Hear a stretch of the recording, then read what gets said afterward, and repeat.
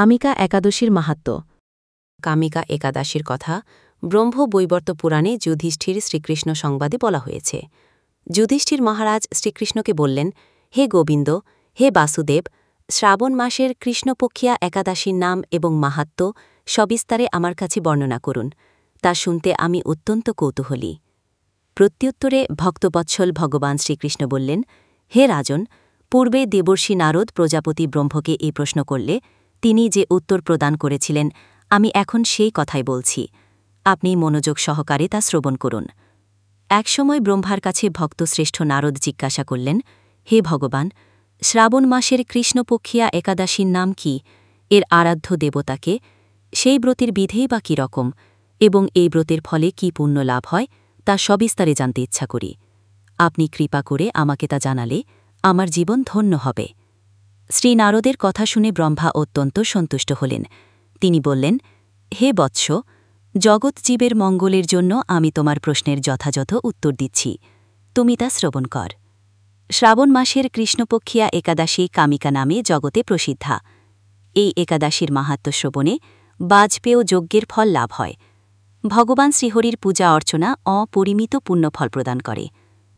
গঙ্গা, গোদাবরী, কাশী, নৈমিষারণ্য, পুষ্কর ইত্যাদি তীর্থদর্শনের সমস্ত ফল একমাত্র কৃষ্ণ পূজার মাধ্যমে কোটিগুণ লাভ করা যায়। সাগর ও অরণ্যযুক্ত পৃথিবী দানের ফল, দুগ্ধবতী গাভী দানের ফল অনায়াসে এই ব্রত পালনে লাভ হয়। যারা পাপপূর্ণ সাগরে নিমগ্ন, এই ব্রতই তাদের উদ্ধারের একমাত্র সহজ উপায়। এই রকম পবিত্র পাপনাশক শ্রেষ্ঠ ব্রত আর জগতে নেই। শ্রীহরি স্বয়ং এই মাহাত্ম্য কীর্তন করেছেন। রাত্রি জাগরণ করে যারা এই ব্রত পালন করেন, তারা কখনও দুঃখ দুর্দশাগ্রস্ত হন না। এই ব্রত পালনকারী কখনও নিম্নজনী প্রাপ্ত হন না। কেশবপ্রিয়া তুলসীপত্রে যিনি শ্রীহরির পূজা করেন, পদ্মপাতায় জলের মতো তিনি পাপে নির্লিপ্ত থাকেন।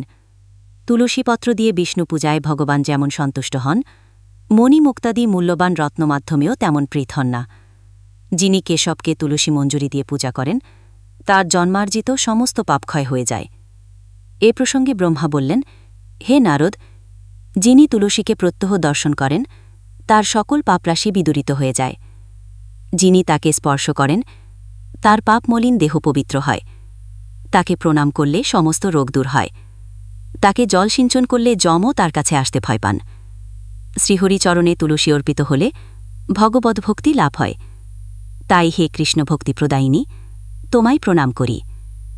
যে ব্যক্তি হরিবাসরে ভগবানের সামনে দীপদান করেন, চিত্রগুপ্ত তার পুণ্যের সংখ্যা হিসাব করতে পারে না। তার পিতৃপুরুষেরাও পরম তৃপ্তি লাভ করেন।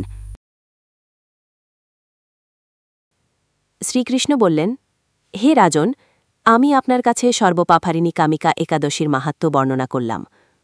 অতএব যিনি ব্রহ্মহত্যা, ভ্রূণহত্যা পাপবিনাশিনী মহাপুণ্যফলদায়ী এই ব্রত পালন করবেন ও এই মাহাত্ম্য শ্রদ্ধা সহকারে পাঠ অথবা শ্রবণ করবেন, তিনি সর্বপাপ থেকে মুক্ত হয়ে বিষ্ণুলোকে গমন করবেন।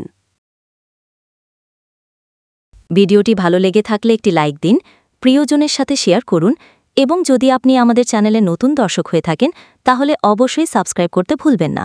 ধন্যবাদ।